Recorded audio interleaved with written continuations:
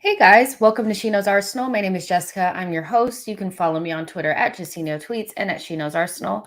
Welcome, guys. Welcome back to another episode. Yesterday I was not here. I don't know what else to say about that. Like I just wasn't.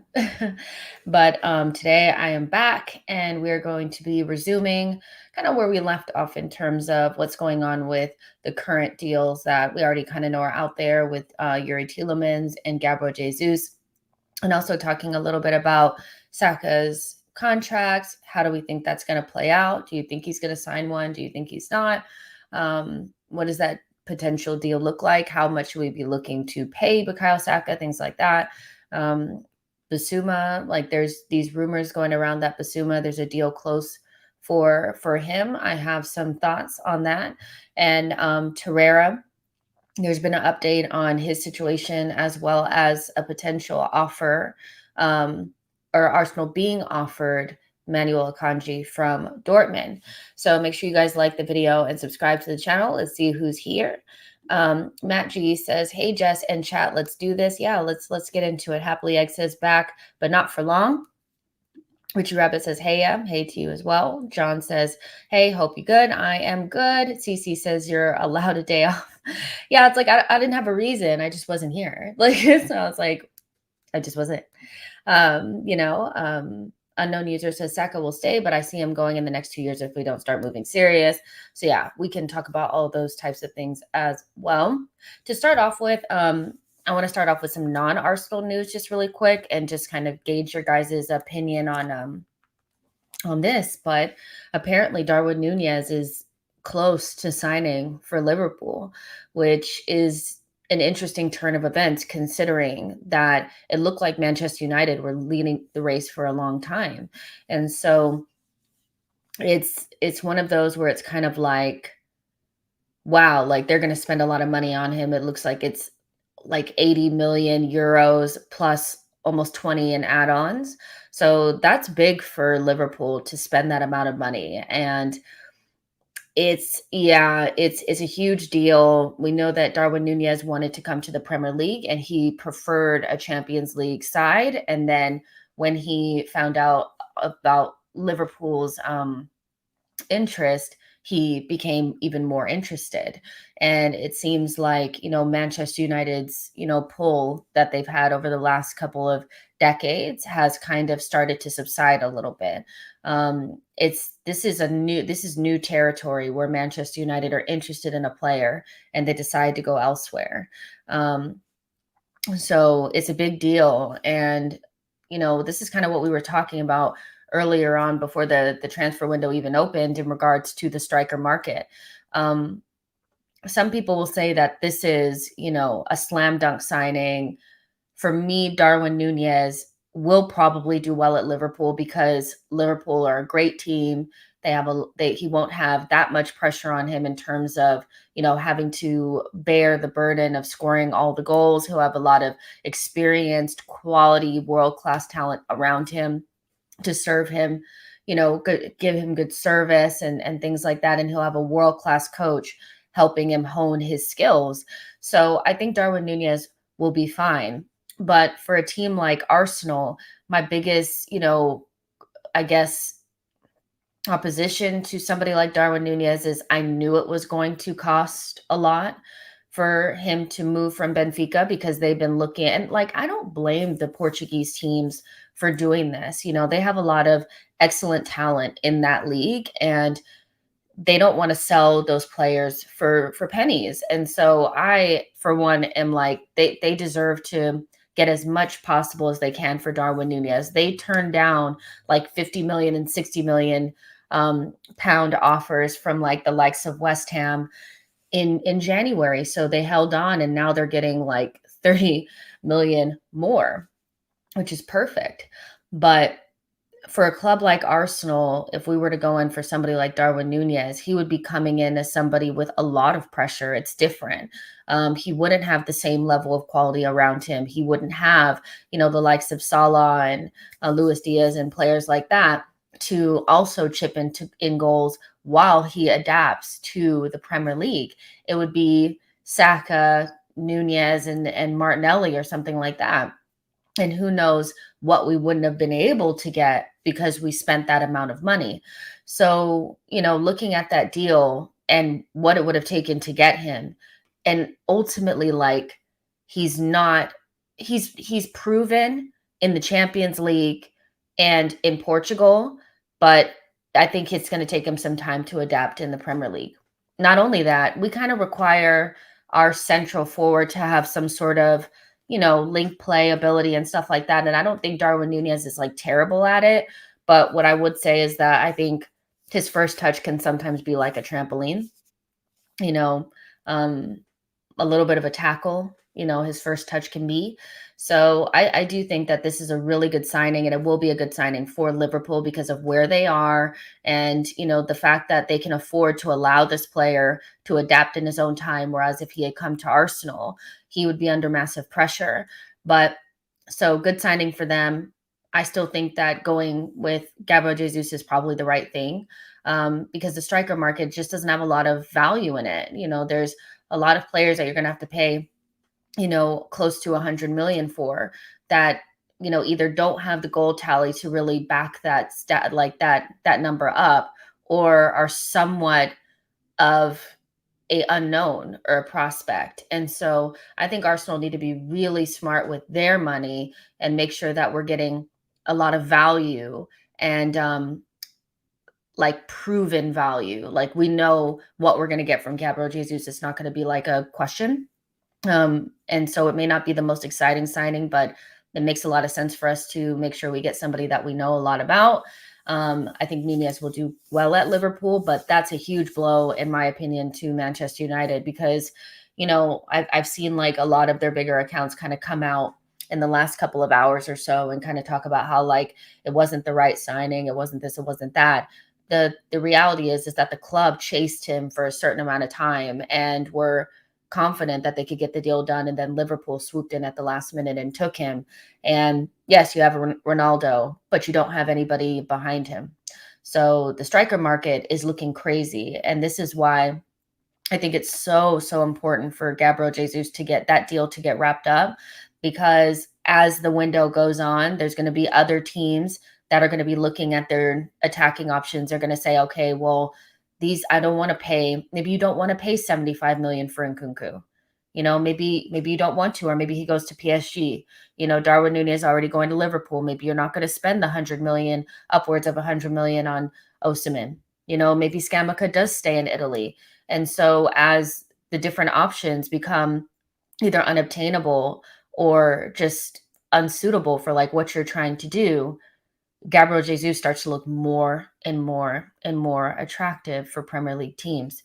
So I think we need to get it wrapped up. Like we definitely need to get it wrapped up. And, I saw earlier that, and this is coming from Ben Jacobs around the Gabriel Jesus deal, is that basically Edu has negotiated the fee down. Let me just find the little, yeah. So initially Manchester City wanted 55 million pounds. We knew that it was kind of high, and Arsenal felt that it was like a little bit excessive. We read that a couple times. And then so now Manchester City have dropped the price down, and now it's kind of like within what Arsenal want to pay. So it's probably going to be around that 42 to 45 million pound mark. And now City are ready to accept offers. So this seems really, really good and the perfect opportunity to go ahead and wrap this up. But my only kind of thing about this is that it needs to happen quickly. Again, as the other options out there in the market maybe become unobtainable or do no longer suit what other clubs need, he'll look more and more attractive at 42 to 45 million pounds. A lot of clubs can afford that. And he wants to stay in the Premier League. London is attractive, and he wants to be the main man. So we have a lot of those things in our back pocket that really work for us. But I just worry about, maybe a club like Chelsea coming in and saying like, because they could give him the exact same wages, if not more, that we can offer. They can also offer London, and they're in Champions League. And so seeing that the fee is now been dropped, it could end up, if we are not smart, being something like how when Liverpool swooped in on Luis Diaz behind Tottenham's back in the January transfer window. Spurs did a lot of good work to negotiate that fee down. And once the fee was down, Liverpool went in and swooped in and agreed the fee and the personal terms with Luis Diaz. So we have got to be smart. I would say, like, I'm cautiously optimistic about the Gabriel Jesus deal getting done. I think there's a lot of feeling that this is the place that he wants to go to, but there's always the opportunity for other clubs to come and swoop in. So Edu needs to get this done as soon as possible. Another thing is that, sorry, am I saying it wrong? It's Edu, not Edu. Sorry, you guys. My pronunciation is wrong. Edu. So Edu needs to get this done as soon as possible. And the last part about this as well is that we don't have anything obstructing us from getting this done. We don't have to sell anybody. We have the money is there. It's available. We've already done all the work. Don't let it fester, because I do imagine that Chelsea would have to move Lukaku on and maybe even Timo Werner to kind of maneuver this around. They have a lot of really good players that kind of are like dead wood a little bit for them. So they may need to maneuver some things around. And that's why it's so important for us to go ahead and get that done. Let's see. Lucas says that was different. Liverpool was in contact with Diaz since the summer before. I don't think it may be different, but I don't really think it's that different. Like, if another club can also offer you like pretty much the same thing, but they also have like that carrot of Champions League, you can't deny that that's not going to be attractive to somebody of Gabriel Jesus's quality. So I get that the situations aren't 100% the same, but the main parts of it are pretty much the same regardless. They're in London. He wants to stay in the EPL. They can offer him the same financial situation, if not more. Chelsea can definitely afford the 42 to 45 million pound fee to Manchester City. And we just have to be quick. That's all I'm really saying, is we just have to be quick. Monty97 says, I want him to come, but if Real Madrid really do want Jesus and are trying to get him, he's going there for sure. The thing that I'm not so worried about when it comes to Real Madrid is the fact that there's no way that they're going to get their passport situation sorted before, because those European passports that they need to get in, they're not anywhere near getting here. So it's kind of like, logistically, Real Madrid actually can't even register him or bring him in, so that's, to me, less of a threat. If logistically they just can't do it, that's less of a threat, even though Real Madrid is probably more attractive than Chelsea. It's less of a threat because of the logistics. Chelsea can offer him damn near the same thing as us.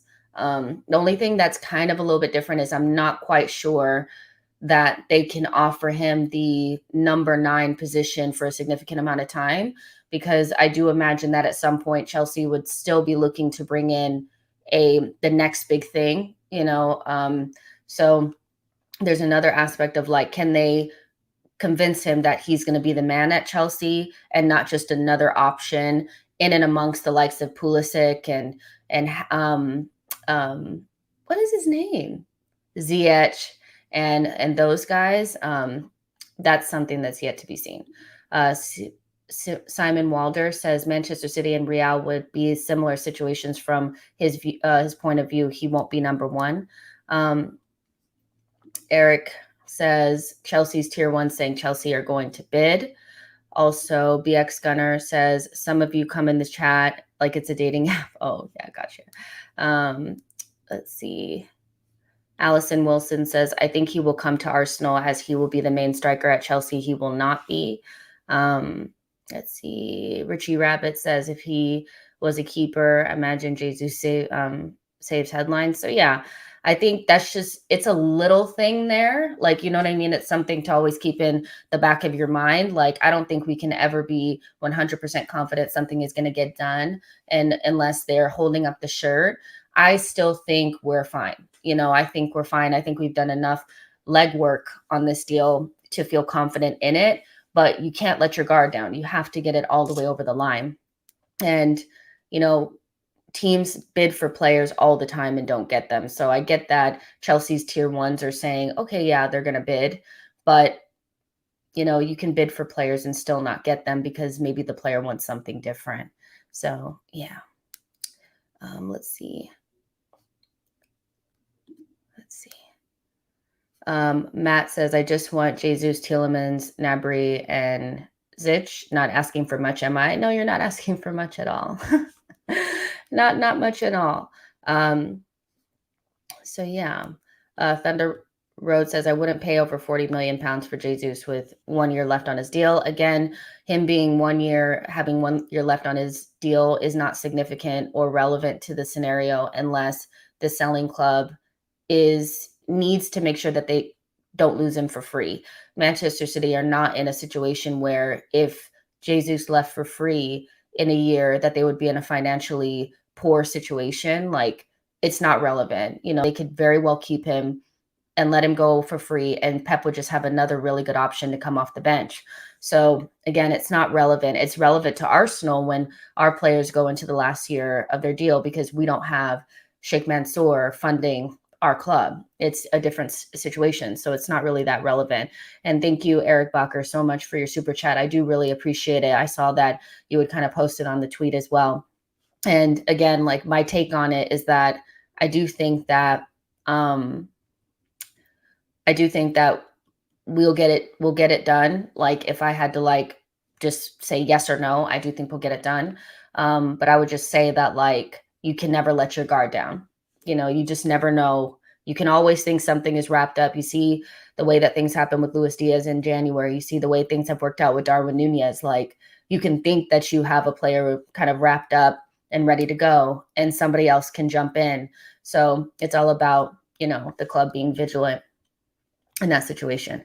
BX Gunner says, seeing how January was silent as night, I'm assuming do Arteta have deals lined up early? We can't possibly go weeks without no big names. I do think we will get these things sorted quickly. Like, if we do get Jesus and Tielemans, like, it'll happen at the beginning of the window because we've been talking to Jesus since April and Tielemans since January. So the whole point of them not doing anything in January was because they didn't want to disrupt these deals. So I expect them to get done, or else I'm going to be furious. Let's see. JSK says Chelsea wants Sterling, not Jesus. I mean, they probably want either one of them. You know what I mean? And so this is a good situation. Like, Chelsea could probably try to bid for him and bring in, another, because I think he would still end up being somewhat of a placeholder for them. I don't think that Jesus would ever be a number one choice for them because Chelsea always want to go big. Like, they missed out on Haaland, and that's the reason why they ended up with Lukaku, because they were desperate to make sure that they had a big signing come in. So Jesus is a good opportunity to bring in a quality forward into a group of forwards that they have that aren't really doing the business. So I can see them wanting Sterling or Jesus, but if Jesus is there and Sterling wants to wait another year and leave for free, then you could probably just go after Jesus now. Richie Rabbit says Jesus is going to Chelsea, isn't he? After all this excitement, our summer will be Tielemans and an unproven striker and a couple kids. I don't know if I'd go into the pit of despair just yet. They're saying that they want to bid, or, we don't know where those journalists have got their information from. They could have gotten that information from Jesus's agent, you know what I mean? So it's kind of like, you never really know where the information is coming from. So I wouldn't say yes, like, he's definitely going to go to Chelsea. I haven't seen much beyond that there's interest and they're thinking about putting in a bid or whatever. But we've done a lot of groundwork on this. If at this point they can come in and just take them out from underneath our nose because they put in a bid and they're Chelsea, even though we've done all the work, like, that's just a real fail. And you're just going to have to hold that. You're just going to have to hold that. So yeah. But yeah, let's see. I don't really, if we lose out to Chelsea, then you just have to hold that, and then we have to ask questions of, the hierarchy, and why have you this is your number one target. Why is he not at Arsenal and why is he at Chelsea when I think this is just somebody that they just want. He's not a top target for them. So yeah. But let's see. Let's move on to the next thing. So I want to talk about Saka's contract really quickly as well. We know that Arsenal are trying to tie that up. Saka is our player of the season. Shock. I'm sure nobody's really shocked about that. Um, this is one of those where I think we're going to see really what the club is about, and if they're going to pay Bukayo like what he's worth to us. He's like our franchise player. If you follow like American sports, that's what he is to us. He's our franchise player.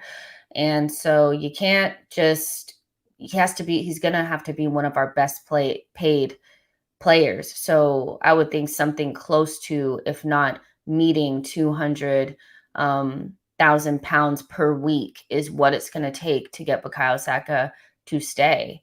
And so I understand the whole like, okay, well, the Manchester City thing was kind of agent talk or whatever, but you still have to pay to keep Bukayo. He plays every game. He's been our best player for the last 2 seasons. So we're going to have to pay. But equally, I want to see what the structure of the contract really is, and if there's any get out of jail free cards for him, just in case we don't progress. I think we've entered into that space with our young players where it's no longer just fun and games. They're going to start getting looks from bigger clubs if we don't move forward. And that's not to be pessimistic and say, oh, we're not going to move forward. We can very well move forward and none of this would matter. But in the event that we were unable to move forward in terms of qualifying for Champions League and winning trophies, then, some of our players are going to want options in order to move on. And so you may see something like a Grealish-like contract from Bukayo Saka, where he's getting paid what he wants. He's going to get a nice little signing bonus, but there's maybe a release clause in there or something like that, just in case one of the big boys come knocking. Maybe it's too soon for that, but I wouldn't be surprised if I saw it in there, because Bukayo Saka, as much as we talk about him, when we talk about how great he is, other people talk about him as well. It's not just Arsenal fans. It's Klopp and Pep and Tite and Southgate. And so he's spending a lot of time with the England team, so the likes of Sterling would be talking to him. There's other clubs that are going to be interested in him. And so just because he's Hale End and, he's Arsenal through and through, doesn't mean that he's not going to do something to protect his future, just in case Arsenal don't do what they say they believe they can do. So, it's going to be interesting to see, but I think Arsenal are going to need to get close to 200 grand per week to keep Bukayo Saka. Is going to need to be paid similarly to, our better paid players. And so, we've entered that point. We are there now, where the likes of Saka and Martinelli and Gabriel Magalhaes, they're all going to need bigger contracts, and other teams are going to start looking at them. Next summer, if we're not in the Champions League, big teams will be bidding for our players. That's the reality, and I don't think that that's a bad thing to talk about, because we need to keep it real. We're not going to just sit around and always, oh, well, they're just going to stay with us because they're hailing and they love us and all this kind of stuff. They love you until they don't. They love you until a big team comes and says, I can offer you this, I can offer you these wages. And oh, by the way, we win. We get trophies, so it's going to be interesting to see what Arsenal do. But I do think that they're going to offer him a big salary, a big signing on bonus. And I really am interested to see if there's going to be a release clause in that contract. Because if there is, then that would also say to me that Saka rates himself high enough where he's like, I think I can go to a team that has the ability to win things. I think Saka is a lot more competitive and desperate to win than people make him out to seem. I know he looks like a nice boy and he loves Arsenal, but I would not be surprised if he was like, I want to win things. Saka's a good player, you know? JSK says United are paying 250K to Rashford and 200K for Saka is not bad, is not bad in my opinion. Lucas says Saka is the new Fabregas. He will leave eventually. Unknown user says need to put Saka on a contract like João Felix, 7 years. I think his agent is too good. Like you see the way his agent has played us so many times with other players that we have on our books. He's good enough. He knows. He knows. Gilfie says it has to be win now. It can be project youth because you can't guarantee that the youth will stay till the project goes boom. Let's see. Javishnu says Bukayo was like SGA at OKC. The difference is Shai got a max contract. They are both franchise players. CC says, agreed, Jess. He wants to win. Don't let the nice guy bit fool you. Exactly. And so, like, I think we have this romanticized, like, vision of our team and these players. And yes, right now it feels really good. And you have young players that seem really bought into what we're doing. You know, Martinelli's saying the right things about he wants to stay there for the rest of his career. If we don't progress and we're kind of just stagnant, and other teams are flying past us, we're not going to be able to keep our boys. And so at the very least, like I would like to see us at least have the type of contract that protects us to make sure that if a big team does come in for Bukayo Saka, his release clause is so high that we can buy a player to replace him and then some if he were to leave. That's kind of where my mindset is right now. Of course, I don't want to lose Bukayo and I want us to progress so we don't leave, so we don't lose him, but that's just the reality. And I would look at this team now and just say, I'm going to enjoy them for what they are right now because we're not going to keep them all.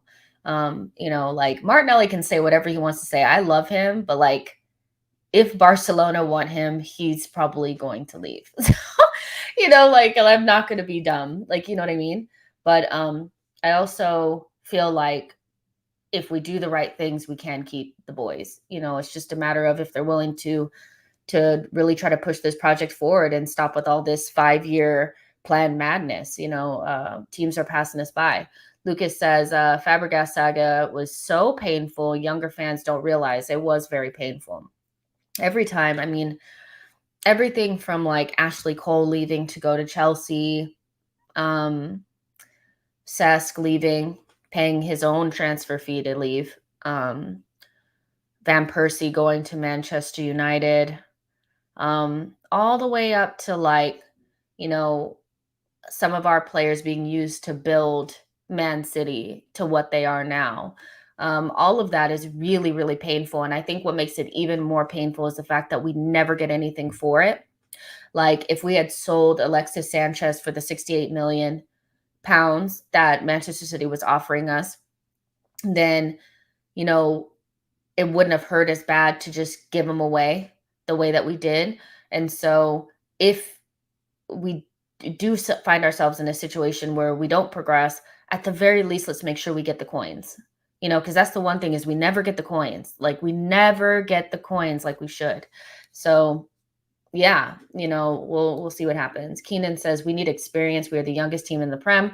We could easily use Saka to force City to give us Zinchenko, Jesus, and Sterling. I think this move is our management should be making. I wouldn't be selling Saka right now. I think it's also a matter of what does that say right now. I think the club, we're in a position now where like Saka's so important and he's basically like the face of the club. Like, I don't think it's time to move him on, in that way. And I just think you can get Jesus and Zinchenko without selling Saka right now. And, Sterling is an amazing player, but I think Saka could be close to what he is in a couple of seasons. So yeah. Let's see. Monty97 says sign him to a 5-year contract worth 180K per week with a release clause of 300 million. That's what would like to happen. Logic says bro. What is that comment? I don't know. Okay, so yeah, basically, Saka. What would you guys be willing to offer Saka? Let me know in the chat box. How many years would you add a release clause in there? Would you consider selling him now?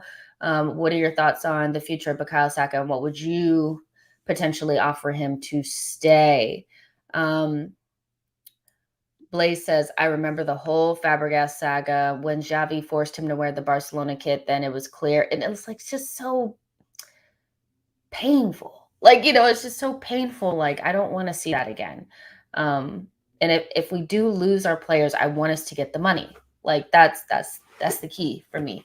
There's almost 200 of you guys in here. Like the video, subscribe to the channel, and also let me know what you'd be willing to give Bukayo Saka if he were to, what would you be willing to give him in order to keep him, or would you sell him? What are you guys thinking? Because there's some people I think are would be okay with parting with Bukayo. I have to say, I'm not really there. I love him too much right now. But in like 2 years or so, yeah, especially if there was a release clause in there. All right, let's see.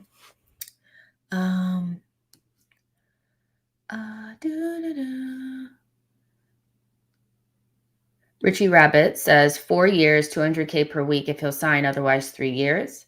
Nashville says 5 years, 200K, 150 million release clause. That kicks in 2 years if we're not competing.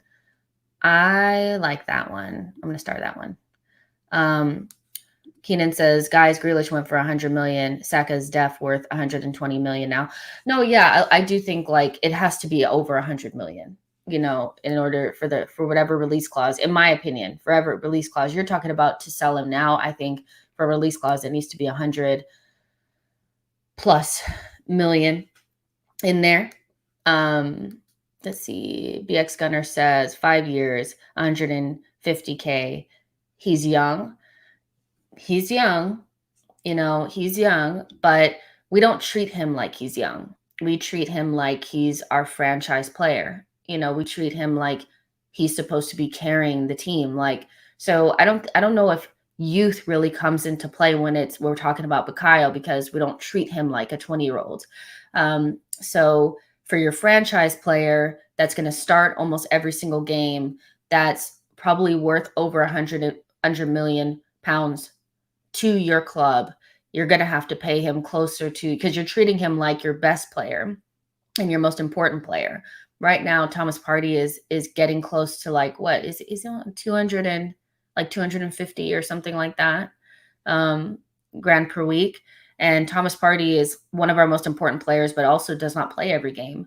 So yeah, I think you're going to have to get closer to 200 grand per week for 200,000 pounds per week for Bukayo, because we're going to be paying him not like a young player, but like our best player. I think that's the difference. With Saka, the age thing doesn't matter anymore, I think.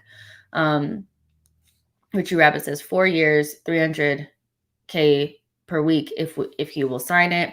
Mamang says 175K per week, 5-year contract. We definitely need 4 years plus, I think, for a deal like this. So we'll see. We will see. I love Saka. I really do. And I do hope he stays, but that's all contingent on like what they do,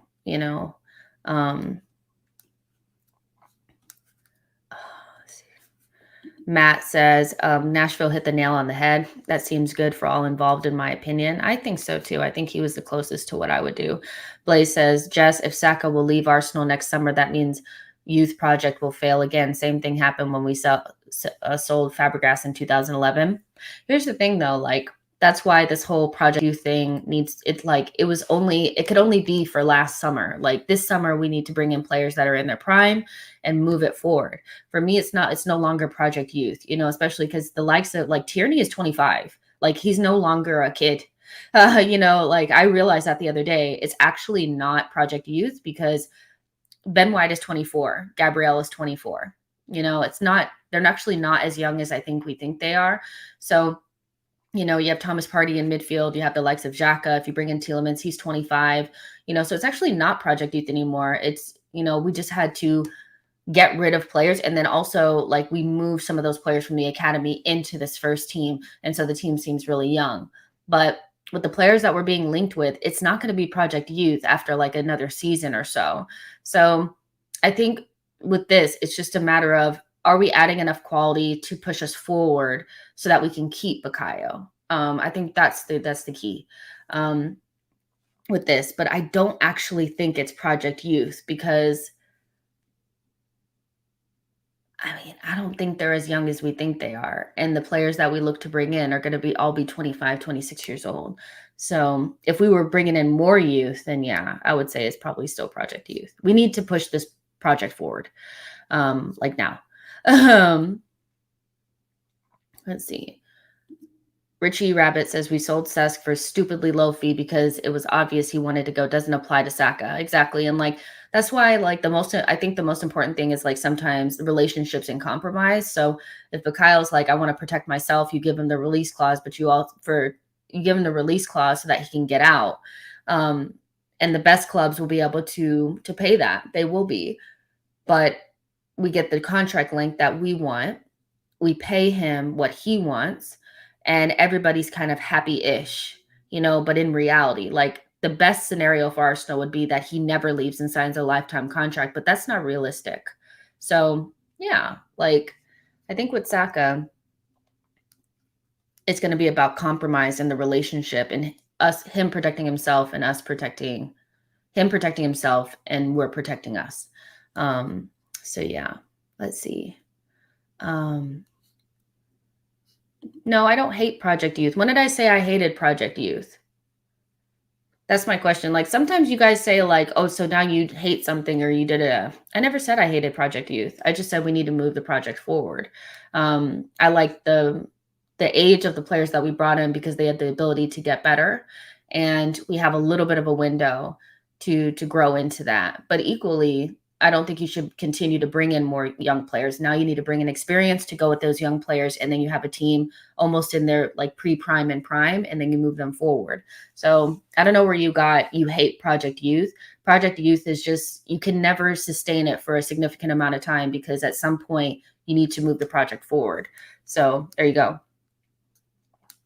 Tawanda says, sell Tierney in the next few seasons and get someone who can stay fit.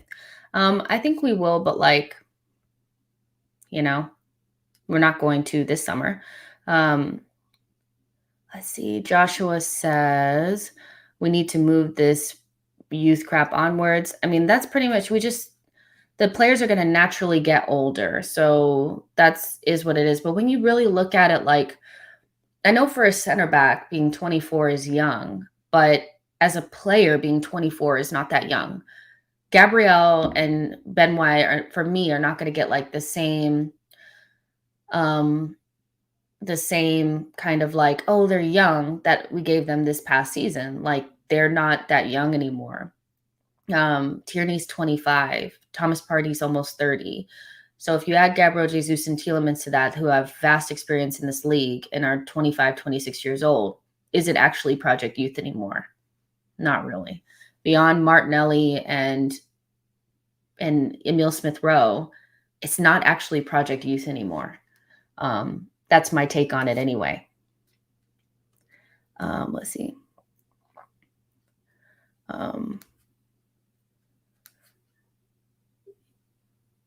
Let's see.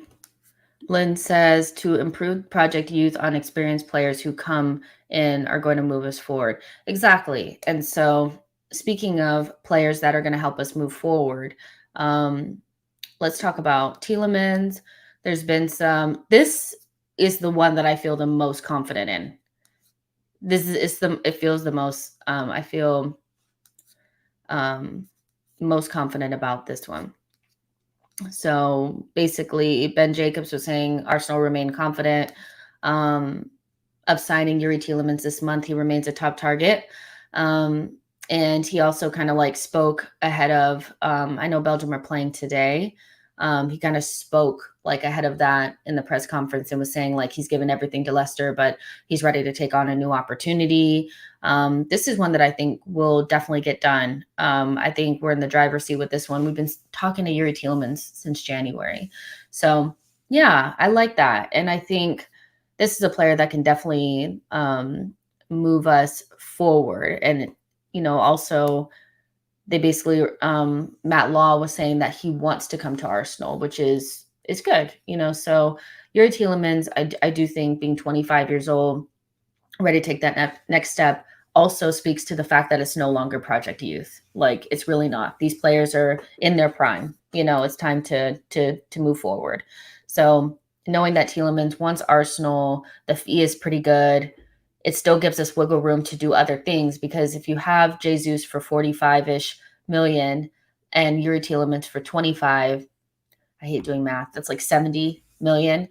If we're meant to be spending from 100 million to 150 million, then that leaves some wiggle room to do other things. So, this one looks like it's moving forward very well, which I like. So we'll see. Let's see. Kai Strop says, what do you think Yuri Tielemans' wages will be? Probably, I think somewhere around like 90 grand per week, 90 to 125 grand per week, something like that. Let's see if we can see what he makes at Leicester. Let's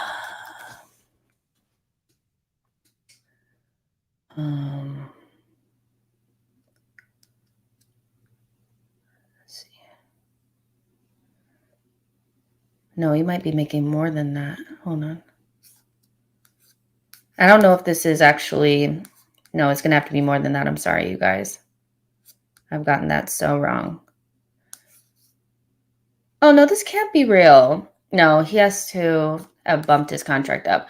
So I think he's probably somewhere in the 100 to 125,000 per week range, because this was in 2020, and I know he has to have signed another contract, because this says he's on 33 grand per week, and that's just not right. It can't be. So with the let's update this. Sorry, I'm looking. Yeah, this can't be right. It says like 33 grand per week, but Jamie Vardy is like on 140. And maybe they can only have at Leicester, maybe they can only have a certain amount of players on that premium salary of over 100 grand per week. So I think for Yuri Tielemans, if I had to guess, it's going to be somewhere around 125 grand per week, somewhat like the Ben White, what we did with Ben White in his first contract with us. So something around there. Tony says Tielemans just looks perfect for the left 8, backup 10, pinch 6, fits like a glove. I think so too, for everything, considering everything. Of course, like, the best possible option would have been Tchouaméni, but we're not getting Tchouaméni. Like, you know what I mean? So yeah, it's different. It's a different situation for us, and I do think this makes a lot of sense. Lynn says Tielemans will be a good fit if he wants to come to Arsenal. That is like having a Haaland boy playing for the badge. From what I read, he's an Arsenal fan, so take that with a pinch of salt, because I don't know for sure, but from what I've read, he's an Arsenal fan. So I think that gives you a little bit of leverage, not a lot, but a little bit. And so, yeah, he's ready to make the next step. And so, yeah, I'm excited to see what he can do at Arsenal if this ends up going over the line. Monty97 says, it's never been Project Youth. It's just been an easy excuse. We have some young, good players, but most of the team are in their prime, apart from the 3, Saka, Martinelli, and Lokonga. I think we just been missing talent and experience. Like, I think that's all it is. Like, we reset the squad and we had to get rid of players that weren't very good, and they just happened to be old. The likes of Mustafi and Socrates, David Luiz, Willian, Lacazette. These players just weren't good enough, and they were on high wages, and they just happened to be older.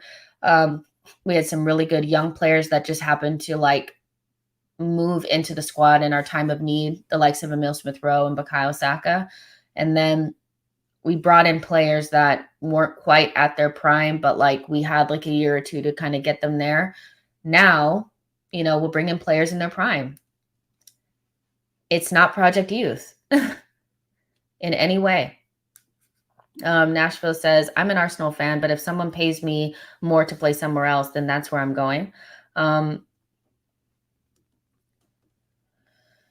yeah, I hear that. I do hear that. I think it also depends on like the plan, how you're going to be used, if that makes sense as well. Like, I think people always turn a blind eye to the other factors of like, okay, let's say team A is going to pay you 125 grand per week. And team B is going to pay you 150 grand per week, which is more. But team A has a clear plan of how they're going to use you, and you're like almost a guaranteed starter for that team. And team B is going to pay you more, but they tell you you're going to be a rotation option, and they play in a formation that doesn't necessarily suit you. Or, then you probably will still pick team A, even though they're going to pay you less. If that gap is a lot bigger, then we have something else to talk about. But in general, I do think that if a player has an affinity towards the club, it can give you a little bit of a boost, but it's not a huge one. Let's see. I don't think that's right, Lynn. I don't. I think that has to be old. Like, there's no way. And if it is true, then that's probably a big reason why he wants to leave. And you have to also remember, like, Leicester are different than Arsenal. I don't think they can carry a wage bill that has like more than a couple of players. Like, if you look at it, when you look at their wage structure, it's Madison, who we know signed like a long deal with them not too long ago, is in that 100 grand per week category, as well as Kasper Schmeichel and Vardy, and that's it. So if they can only allow 3 or 4 players max to have that wage structure, then they will always have to sell one of their better players on. And what happened was, I think Yuri Tielemans got smart and decided to run his contract down instead of re-signing another one. So yeah, I think that's what happened. If that's right, because that's a little bit of money. Like, he's very underpaid. Tony says, unless it's the Knicks, Spurs, any other terribly run team, players will always follow the money. True, they will follow the money. They will follow the money because you only have a short career, Let's see. Lucas says, our goal in the past was only top 4 in FA Cup. Race Bot says, after 3 years clear out incoming good and bad players, should we consider this coming season Arteta's finished article team squad? I think so. I mean, that's why, like, I understand the whole, like, this is Project Youth and all this kind of stuff. And it's a younger squad. So, if you weren't to meet your targets, you could actually sell a lot of these players. So let's look at the difference between, like, and this is not, I know there's Spurs fans watching this, so like, this is not any shade, but if you look at like what Conte is trying to build, and like, he's going to bring in some older ready to go players, and Arsenal will probably bring in some players that are a little bit younger. So like, let's say Spurs weren't to actually make their targets. Like, they had 2 years with Conte, and Conte doesn't stay because they don't win the league and they don't win anything. They just kind of are there, but they don't make it. When Conte leaves, then you're kind of left with a certain quality of player that's very hard to sell and make money back from. So Arsenal are in a good position, kind of, which is, this is not what fans want to hear, but like, from a business standpoint, if Arsenal were not to progress, they would have enough young players there where they could sell and generate funds and kind of start over if they had to. Where if you go with like the young, like the proven older players, blah, blah, blah, that route, you are stuck with players on big wages, and, they're older, so you can't move them on if things don't work out. So from a business standpoint, what they're doing is smart, but from a ball playing standpoint, it's hard because you have to bring in some of those more quality players. And when you do that, like if you're going to bring in the likes of Gnabry, if you were to bring in Gnabry, like, you have to tell him we're going to get into the Champions League this next season. He's never going to come to Arsenal for project 5 years. Like, he's not going to do that. So Arsenal would be putting themselves under more pressure bringing in those types of players. So we'll see kind of what they're all about. Like, if they bring in, instead of bringing a more experienced left winger, they bring in somebody like Gakpo or a younger player, they're not ready to push. Like, they're not ready to push. But if you bring in Gnabry or somebody of that quality, you're basically saying that you're going for Champions League qualification this season. You want to win something. So we'll see what they're all about. But this is Arteta's team. And so I don't consider it like, oh, well, we need all these players to get to the 25 to 26 age bracket, because basically you're only waiting on Emile Smith-Rowe and Martinelli. Everybody else is kind of would be in their prime ages, you know, so we're ready to go. We'd be ready to compete in some capacity, I think. And I think you can put more pressure on Arteta at that point. So, Jez Collins, y'all are talking to each other. Cool. Bill says, Party, Tielemans, Odegaard, that's a proper midfield 3. Yeah, I think it's a good midfield 3. I know people have questions about the physicality, but I think the physicality only comes into play when you can't technically beat another team. I think technically that midfield is very good. And so we'll see what happens. We'll see if Arteta actually plays that midfield. If he has the guts and the balls to drop Granit Xhaka. That's what I really want to see. I want to see Xhaka start next season on the bench. If we see that, then we know we're changing direction for sure. Tony says that goal of Project Youth is to turn into Project Win Now. We have said it before. This is the transition year. Exactly. So I think when people go into like Project Youth, it's a fraud, it's a this and this, that, it's not actually Project Youth anymore. We are turning the corner to go into like compete now. Nobody's going to be trying to hear about this young team next season because most of the players will be at a good age. So yeah, but Tielemans, that looks like it could get done, which is great. There's about 220 of you guys in here. Like the video, subscribe to the channel. And let's move on to just like this kind of little thing about Bissouma.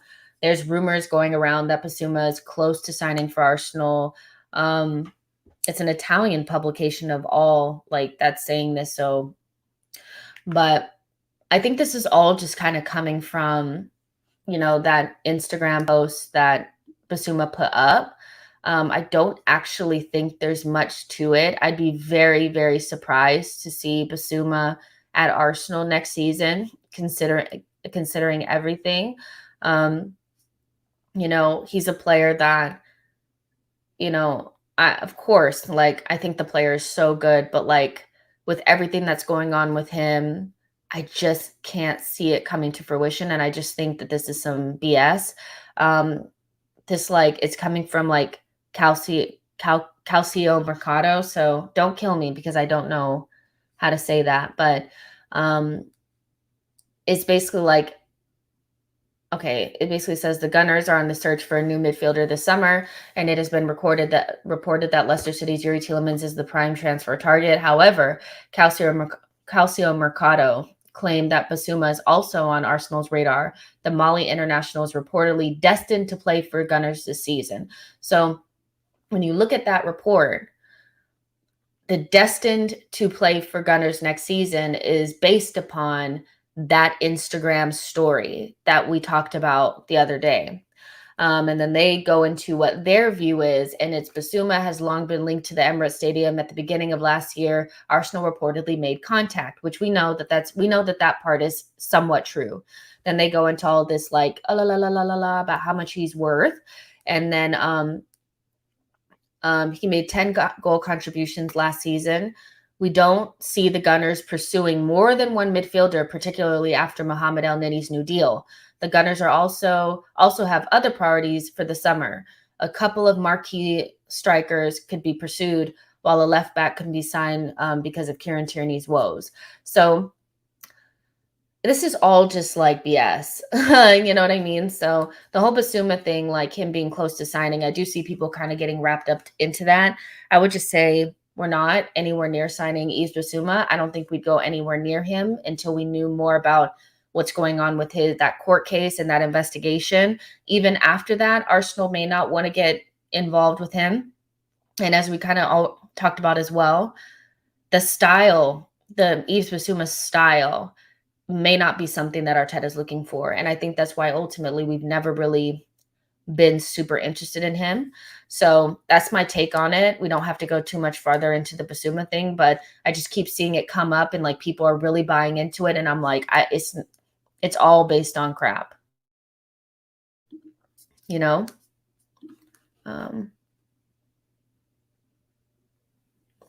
Blaze says, excuse me, Jess, do you really believe rumors about Bissouma when Arsenal are interested in buying Tielemans and Zinchenko? I would take Bissouma to Arsenal.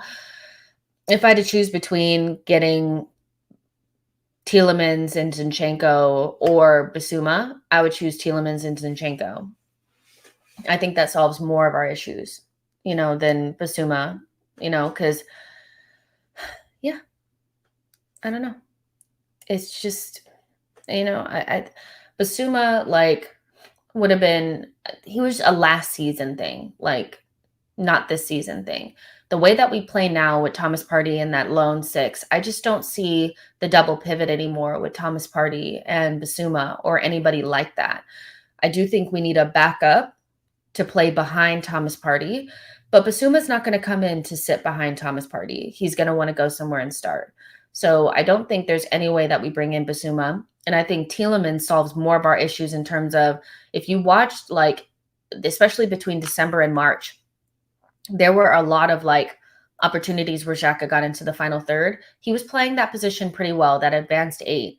But when he would get into the final third, it was like his brain would just shut off, because you can tell that he's just not a final third type of player. He'd be in the box. It would take him too long to decide to shoot. He would be on the edge of the box. He couldn't kind of get his feet sorted. There was just things like that. And so I think Tielemans gets us closer to where we want to be in the final third in that left 8 position, and instead of Granit Xhaka. And then if you were to bring in Zinchenko, he can also cover left central mid, especially if you want a left footer, but also cover Kieran Tierney or start ahead of Kieran Tierney. So I just think the Bissouma thing is just bullshit, so and I love Bissouma as a player, and I understand that he can do more than just be a destroyer, and that's kind of what he's been reduced to at Brighton.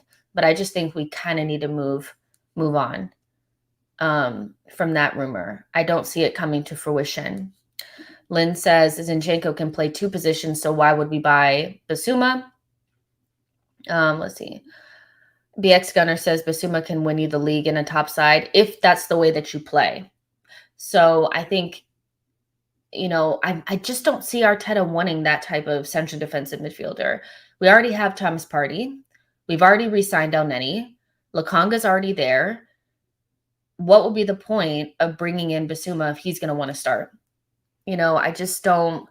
I don't see our Arsenal doing things like that. I really do. I would like to see somebody come in just so I know that I don't have to see Elneny. But ultimately, if we're not going to address central defensive midfielder, I want the left 8 to be somebody that can really help us in the final third. And even though I know Bissouma can play 8, I don't think he can play the advanced 8 the way that we want him to. So that's just me. I think we just let it go. I'm going to let it go. Yo-Yo says, Xhaka's performances last season were exaggerated. He was carried when Partey started to cook. I think they were kind of like people who have really kind of went full tilt on the Xhaka is so much better than what everybody thinks and all this kind of stuff. I do think he's a good player that's very limited and limits us. And we can go up another level if we move on from him. Billy says, nah, rather we sign an actual 8. Tielemans can help us break down a low block with his passing ability. Instead of everything having to go through Odegaard, we can give the ball to Tielemans. I agree. So, yeah, I don't think there's anything to it with the whole Bissouma thing. So I just wanted to address it because it's like, I don't think people actually trace back to where these rumors come from. And sometimes when you trace them back, you actually see how much of BS it actually is. So there you go. There's about 250 of you guys in here. Like the video, subscribe to the channel. She Knows Football, thank you so much for your super chat. Says, I guess I should change my name for a fourth time, causing confusion. No, leave it. Leave it. You don't have to change your name. It's not confusing. Just leave it. It's fine. Let's talk about Torreira really quick. Okay, so the update on that is basically that Fiorentina are going to offer us 7 to 8 million euros for Lucas Torreira, which we kind of had already spoken about. They didn't want to trigger that 15 million pound or euro clause to buy him at the end of the season, and they were going to wait until the end of the season to try to get him for less. So that is the quoted price, 7 to 8 million euros. And then if we don't accept that, they will sign Florian Grillitsch on free. So this is the same team that just sold Vlahovic for like 60 million.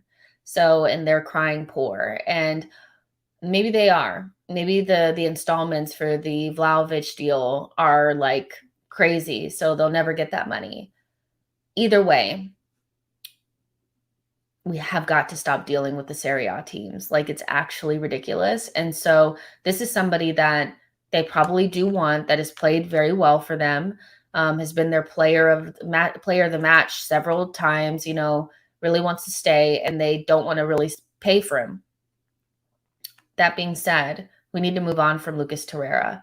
Nobody seems to be willing to put the money down for him. I know that Valencia wants him and Lazio wants him, but I still even think those might be loan with an options and stuff like that. I've never seen anybody just put the money down for Lucas Torreira. I feel like we need to cut ties with this. Is this a situation where you guys would like to see do stick or twist? Would you prefer him to dig his heels in and not sell our player for pennies, or would you just go ahead and cut ties and take the 8 million and run? What would you guys do? I'm interested because I see some, like, we do get frustrated about giving away our players for free, but at the same time, he's going to run his deal down and we're going to lose him for free anyway. So, and we've pretty much like loaned him out so many times at this point where it's kind of like, now what do we do? So, yeah. Simon Walder said, I'd rather lose money than continue to be treated like mugs. Unknown user says, stick, leave him in reserves. She Knows Football, thank you so much for your super chat.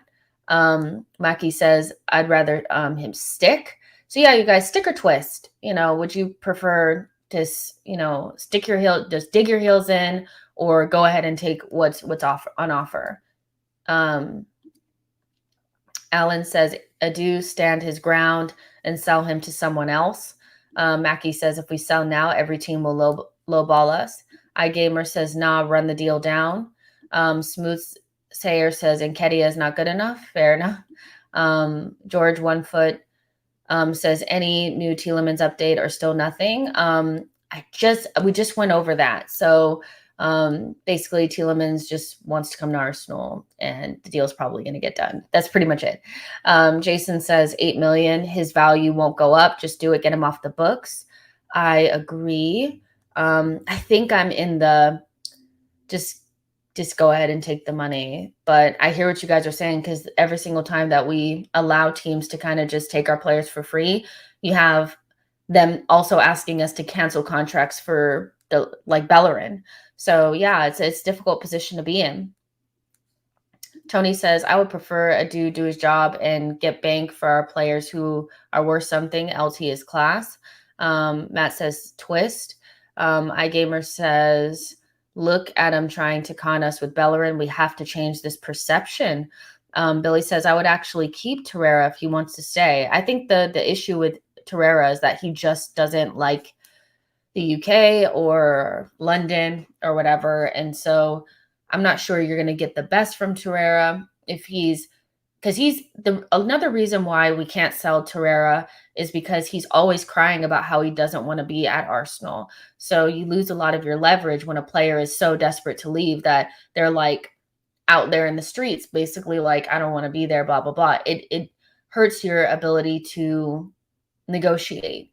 And so he's just not somebody that I feel like would come back to Arsenal and you know, really like, not saying that he would down tools, but I'm not sure how useful he would actually be to us. Um, you know, Allison says, I would dig my heels in. Arsenal club need to be taken more seriously.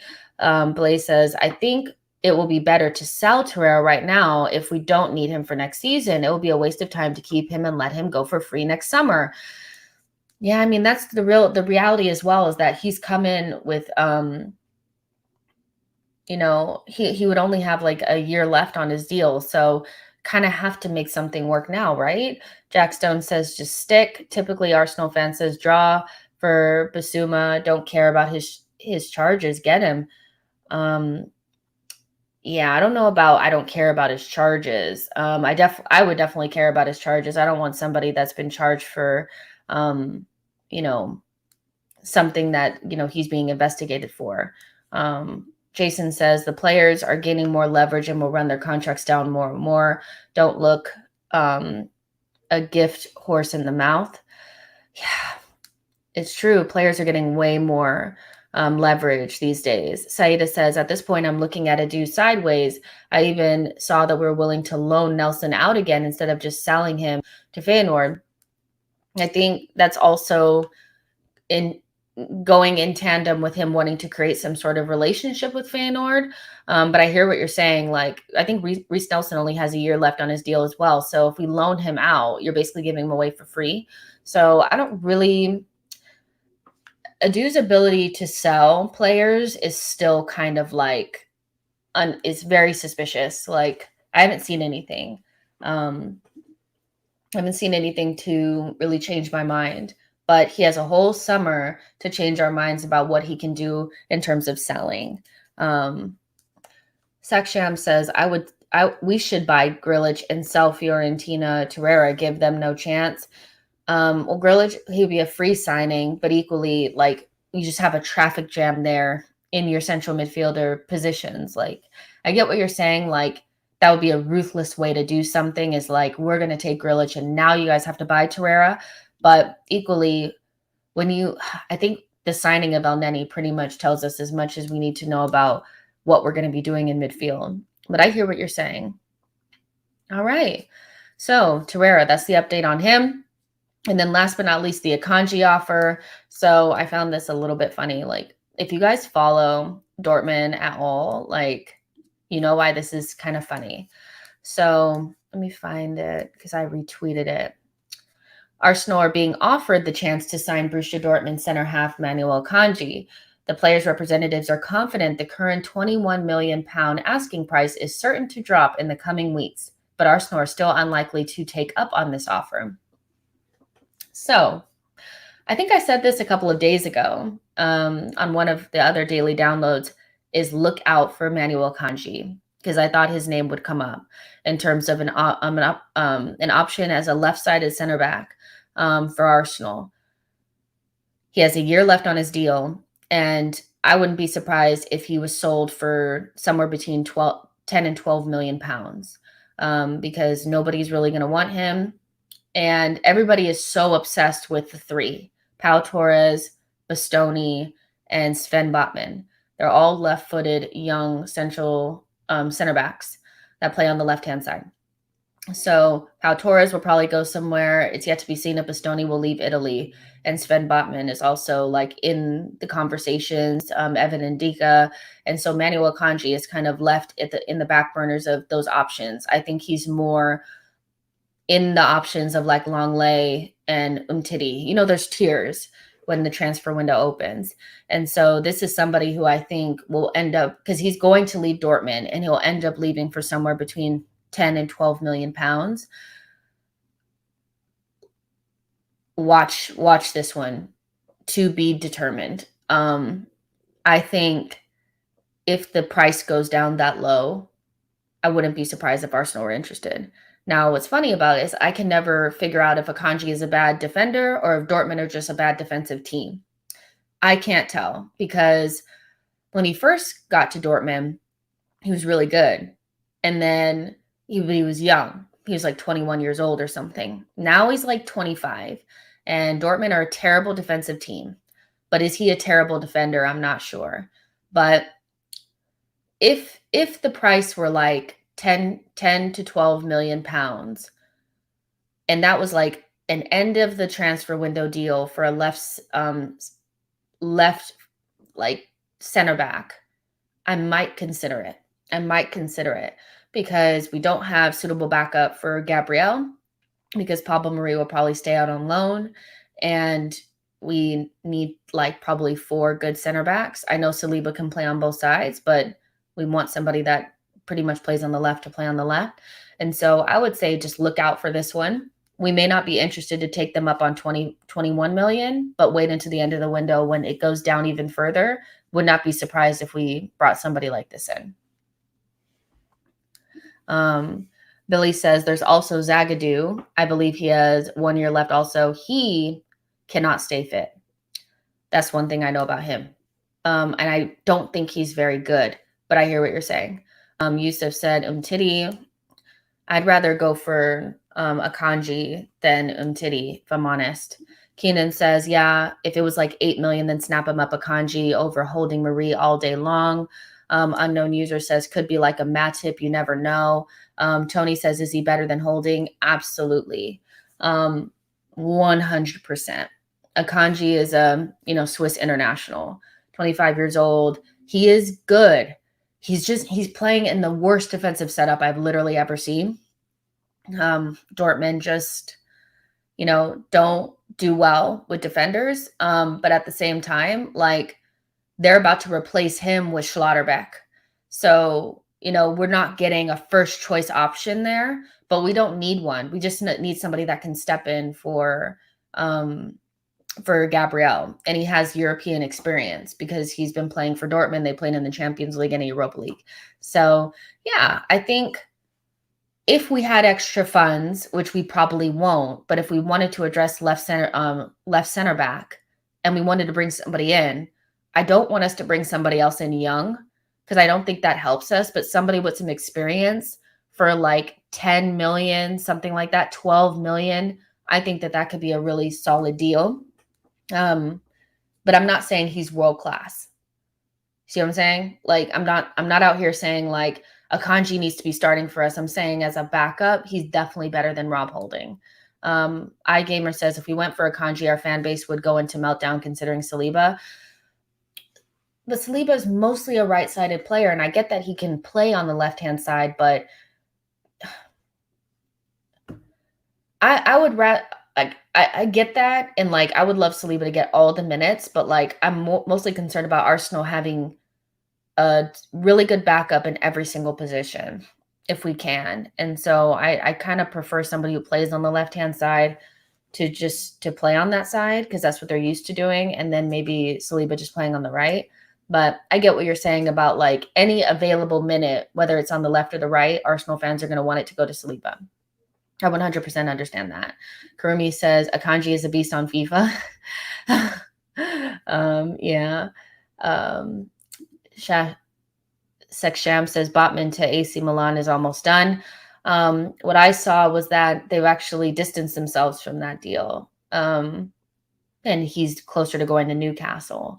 But we'll see what happens. Like I said, there's tiers. So Pau Torres, Bastoni, and Sven Botman are like the top of the group that the bigger clubs are going to want to go for. And then the likes of Longley and Umtiti and Akanji will be looked at next because they're not as good. Keenan says Manuel Akanji is a really good player, though, and he has experience. I would love to see Gabriel, White, Saliba, and Akanji to complete our CB core. I would too. So, where it says Arsenal would not be willing to take up this deal, I think that's at 21 million. Again, I said watch out for this. I do think that we'll come back to it if we have the money. And but it'll be at the end of the window, when Dortmund are really desperate to sell.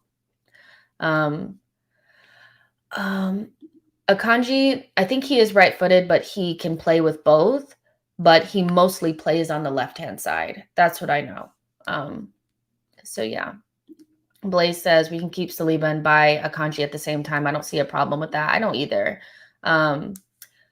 Ray T, Austin Trusty is not coming to Arsenal. Like, he'll go out on a loan when the MLS season is done.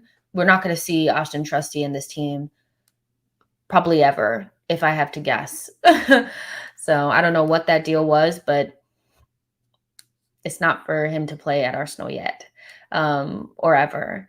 So yeah, like I thought that that was an interesting one, because I had kind of called it a little bit earlier, but like, yeah, so that's kind of the update so far. We are what, 2 days away from the transfer window opening, and all hell to break loose. So I expect the Gabriel Jesus thing to have some sort of heart attack moment before we get it done, and Tielemans to get done. And then we'll see what happens beyond that. We know we still need another forward, and some sort of left back cover, and maybe a left-sided center back. So we'll see what happens with that. But until then, I will talk to you guys tomorrow when I do another show. I will do another show tomorrow, and probably Friday too. Yeah, when the window actually opens. So like the video, subscribe to the channel. I'm going to go ahead and watch Tielemans play. I'm assuming he's going to start because he did the press conference, right? So I'm going to go check that game out. Make sure you guys share this with a friend, and I'll see you guys in the next one. Bye, guys.